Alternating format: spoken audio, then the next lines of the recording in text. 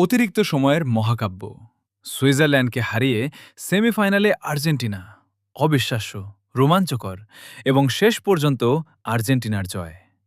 আজ Kansas city স্টেডিয়ামে football প্রেমীরা সাক্ষী থাকল এক চরম নাটকের।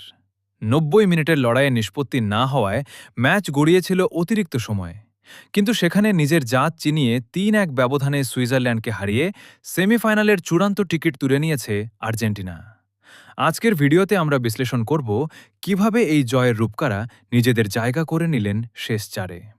আমি Muhammad Sanaullah, short dose channel থেকে। ম্যাচটি ছিল কৌশলের লড়াই। সুইজারল্যান্ড তাদের রক্ষণভাগে ছিল খুবই জমাট, কিন্তু আর্জেন্টিনার ফরওয়ার্ডরা ছিল আজ আলাদা মেজাজে।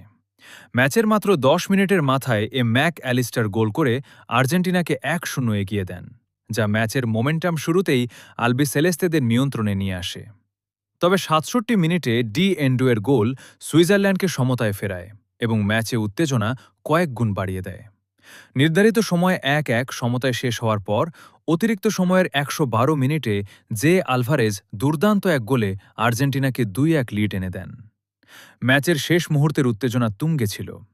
১২০+১ মিনিটে এলো মার্টিনেজ তৃতীয় গোলটি করে সুইজারল্যান্ডের ফেরার সব রাস্তা বন্ধ করে দিয়ে ৩-১ ব্যবধানে জয় নিশ্চিত করেন। সুইজারল্যান্ডের বি এমবোলোর ৭২ মিনিটের লাল কার্ড ম্যাচটির মোড় পুরোপুরি আর্জেন্টিনার দিকে ঘুরিয়ে দেয়।